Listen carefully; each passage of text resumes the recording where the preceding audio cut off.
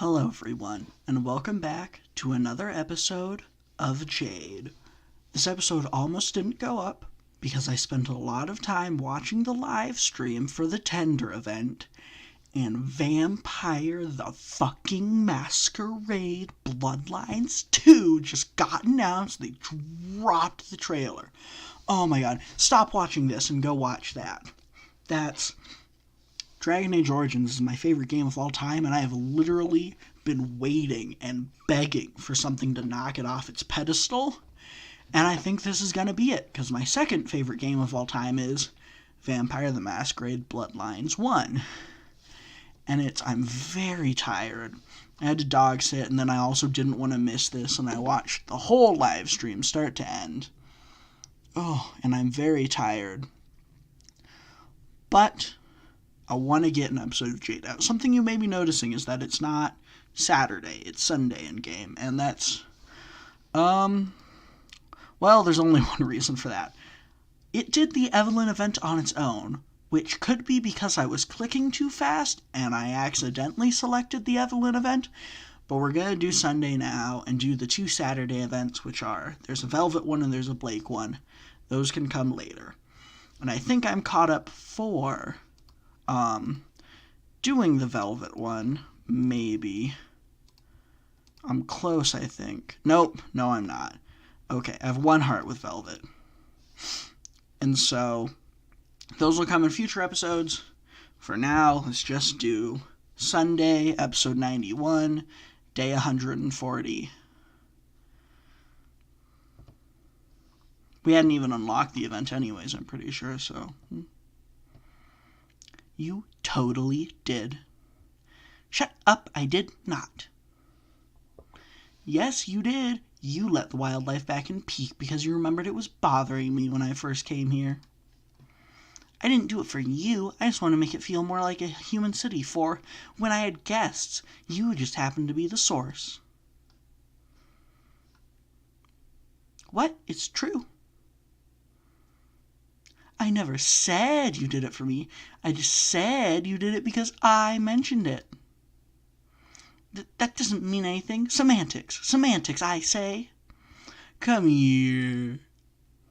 Stay away from. Get off me. I don't consent to this. Due to your adorableness, your compliance isn't a factor. Man, they all look super uncomfortable. You keep getting more and more on your plates, don't you, students? Sorry for not notifying you immediately, Professor Peach, but don't be. I've been hanging out with Professor Polendina a lot lately, after all. Couldn't risk him overhearing. Any ideas as to how we can sneak into the tower without anyone noticing, Professor? Not right now. Sadly, whenever he's not in there, the headmaster's office is closed to all visitors. But, due to my privileged relationship with Miss Goodwitch, I'm sure I can find out how to gain access even without him in there. Let's hope so. We'll need to plan around such contingencies after all. Thanks, Professor. Now, I suspect today is going to go just like the other times. So, is everyone ready? More than ready, partner. Let's go. Mr. Deacabia seems pretty eager today. Yeah, I wonder what's up with him. He's been showing increased confidence ever since Wednesday, I think? Are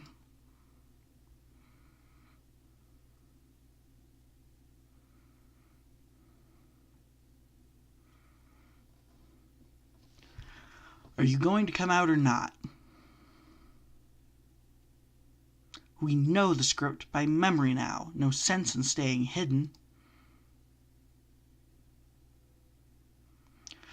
My, you're no fun at all.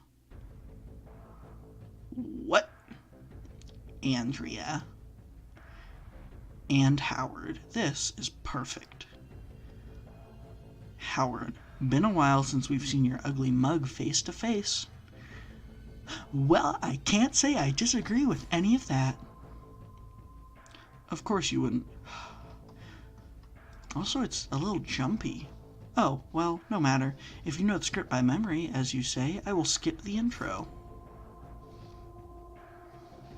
and get directly to the main event. I've been waiting for this opportunity. Professor Peach, please stay back and protect Janara. We will engage. No need, partner. Let's make this a 2-on-2. 2-on what now?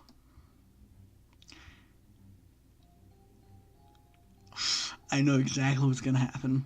Evelyn, you take Andrea. I'll take Howard. Penny, you stay behind as backup. This is arrogance. Everyone else, you can go on. Get to the mining quarters. We've got this. Listen, what are you doing?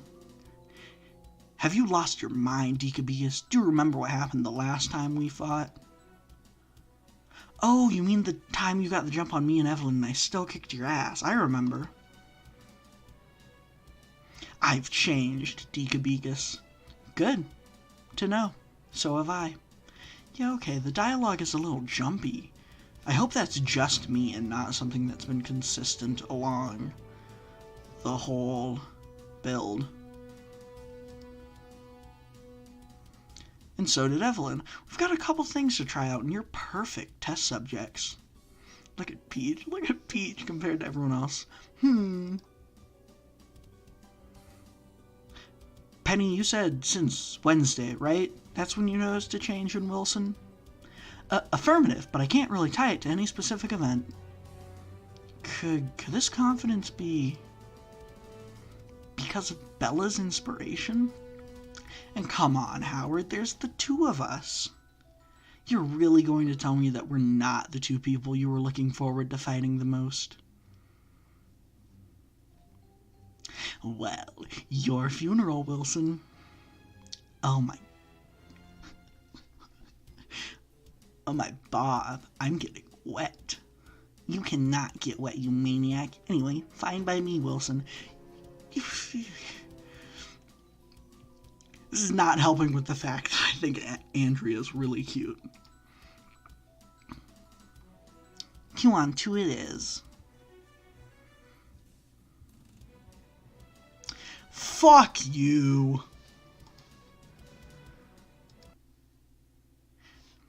Hi, my name's Vehemently Angry, and that's gonna be literally the shortest episode I've ever made. Oh, are you kidding me? Oh, let's load back to this save file. Saturday, day 139. Yeah, okay, I just clicked way too fast. But this isn't gonna matter. Let's go back even further. Let's go back. So that's a Sunday, so this should be a Saturday. And let's see, no. Let's go back one further, here. And let's hit the skip key. Let's go to class, let's go to class, let's go to gym. Nope, that's not the one I wanted. I want to talk to Coco. And let's ask about Velvet, and let's see if we can't do the new Velvet event in this episode.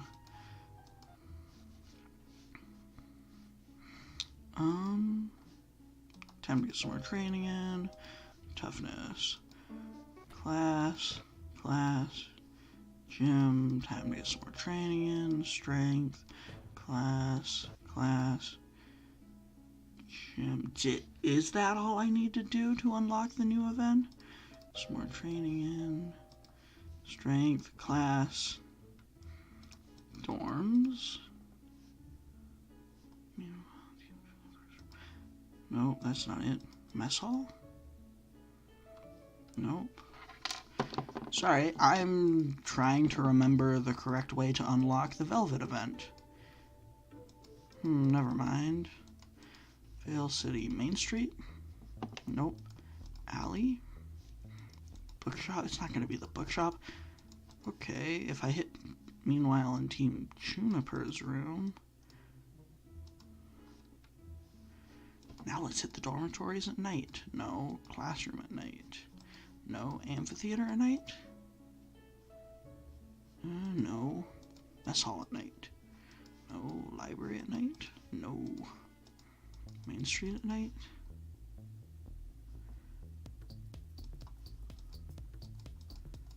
Is this? Oh yeah, this is how we get the pier event. It's Friday. Okay, so I will operate under the assumption that I have that Velvet event unlocked. And then I can do it. Let's get some more strength training in. Let's do this. Rematch. And this was the last Velvet event they added to the game. Now let's just skip till the main week again. Classroom. Alright, alley. Nothing much going on. Main Street. Let's go to the shop. Let's go back. Bookshop. Anything interesting? Nothing right now. And dust shop. Nothing right now. Beacon. Library? Nope. Dormitory. Nope. Class. Amphitheater. Nope. Mess hall. Nope. Ozpin's office. Nope. Okay, so however I unlock the new Velvet event must happen at night. Right? Oh, let's get some more training in with Yang. Dorm at night. No. Classroom at night. No. Amphitheater at night.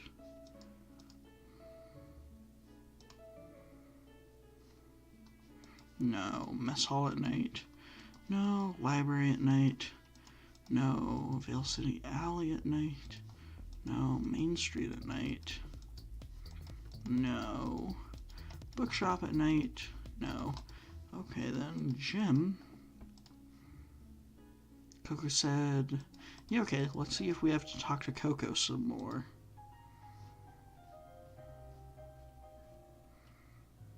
Huh. No. Okay. So I have no clue what we have to do to unlock the new event. Maybe I have to ditch. I have suggested before that ditching is a thing that should happen. Nope. Alright. Let's go to class. Alley. Main Street. Bookshop. Nothing right now. Dust shop. Let's try working in the dust shop at night, I guess. That might do it. Train with Yang some. Hill City, dust shop at night. Nope. Cool, I have no idea how to unlock the new Velvet event. Wait. Nope. Okay.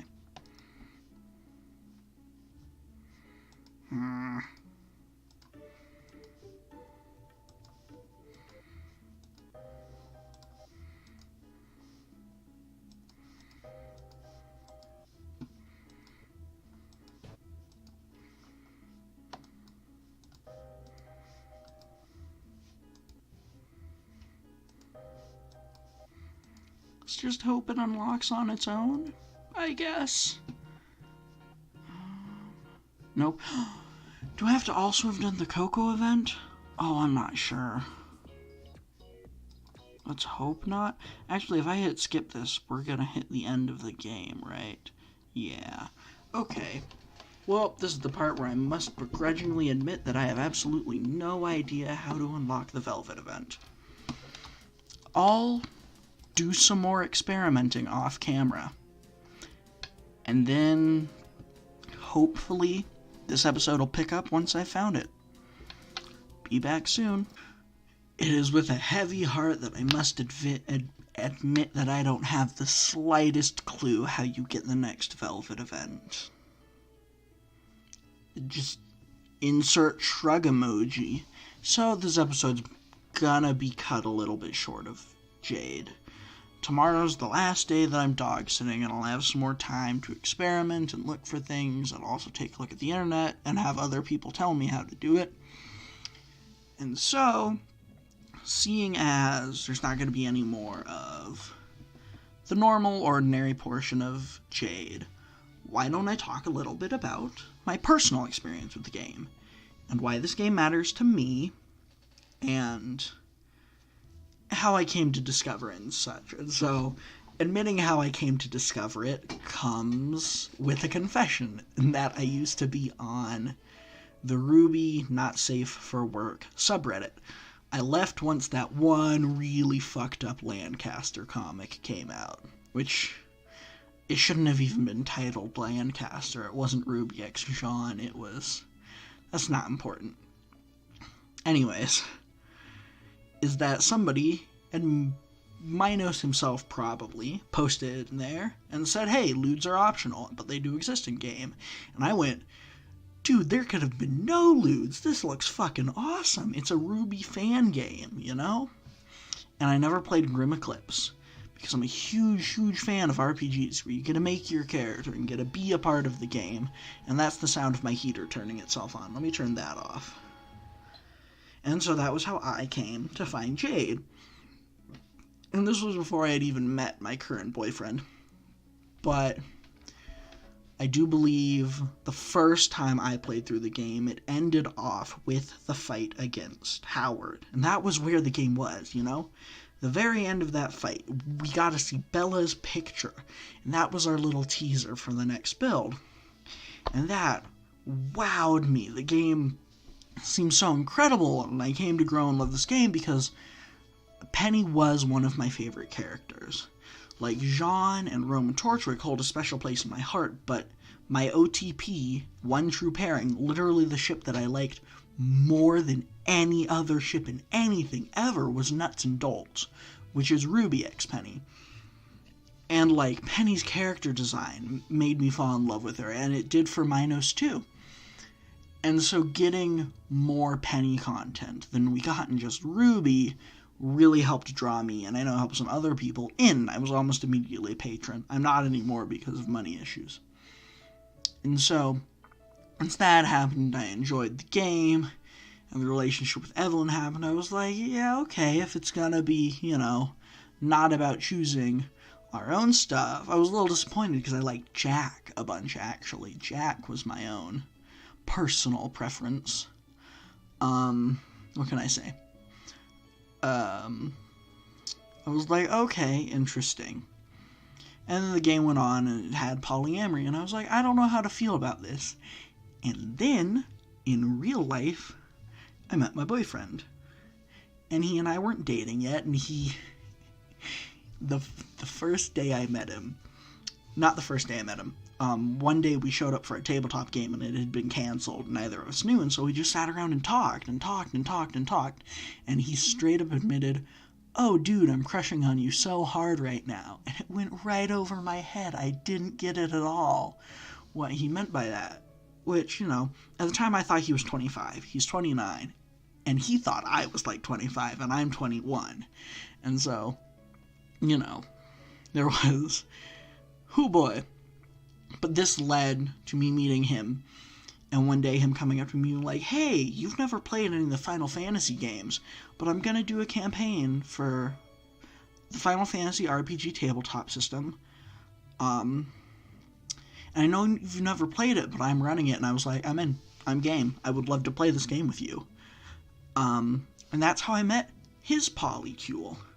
And, you know, they'll all remain unnamed, but there were 2 girls who were his partners, and a guy who was one of those girls' partners, who none of us liked except for her.